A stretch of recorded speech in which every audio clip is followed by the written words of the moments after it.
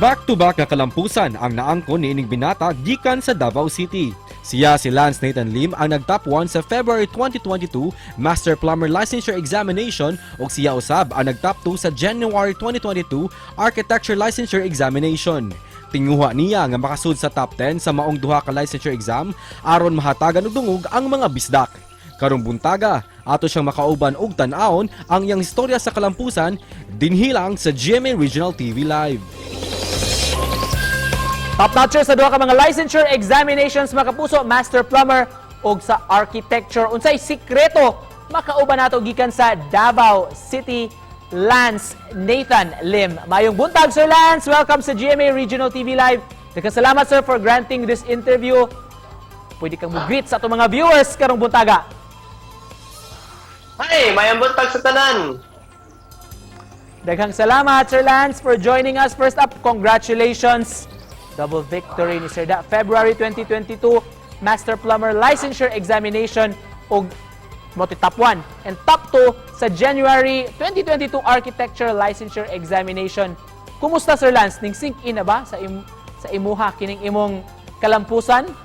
Yeah, it's been a few weeks no since the results and na-busy jud ko sa mga preparations sa akong next step, but every time na I get to really think about everything that happened. Yeah, unreal talaga. Unreal gihapon. Nag-dream gihapon ko. Blessing jud. Base sa imong performance sa duha ka mga licensure examination, sir, grabe makapabilib gyud. Did you graduate with honors, sir? Kani adto pa elementary hangtod sa college? Yeah, nag-graduate ko third highest sa akong high school diri sa Davao City. And sa college, sa UP Diliman, nakuha ko magna cum laude. Dili ko nag-top lagi, pero na-discipline sa akong parents na sa school dapat try your best jud. Maybe know the story behind this, sir. Nag-archi ka and then nag-decide po ka mo take siya kaning sa Master Plumber nga licensure exams. So architecture exam ang akong main focus jud. Bonus lang jud ng Master Plumber. And then since dool na ang yung exam dates na duha, gitake ko na lang kay sayang magud ang momentum, and then nag-overlap gamay ang subject sa architecture pati sa Master Plumbers. So nag-aim ko for top para lang kung at least worst case scenario at least makapasa gyapon, pero di ko in-expect talaga na mag-top jud sa either exams. Unsay motivation, Lance, o unsay sikreto? I feel na dako ang advantage yung mga taga Luzon. Since yung ibang top-notchers sa architecture galing po sa Luzon, ako lang yung dili. And I also wanted to prove, pati yun yung motivation ko na mag-top jud is ma-prove na dili lang Luzon ang naikaya. Kaya po yung mga taga Visayas and Mindanao. Unsay mga plano nimo, future plans nimo, Lance, after topping kining duha ka licensure examinations?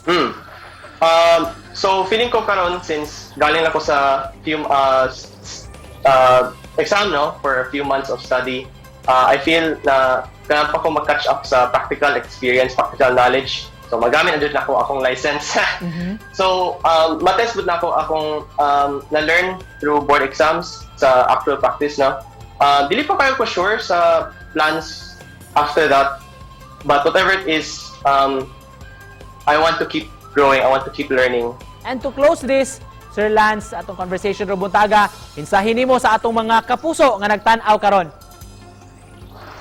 Ayun, so whatever your background is, whatever your opportunities are, ako taga Davao City na ako, born and raised lang jud.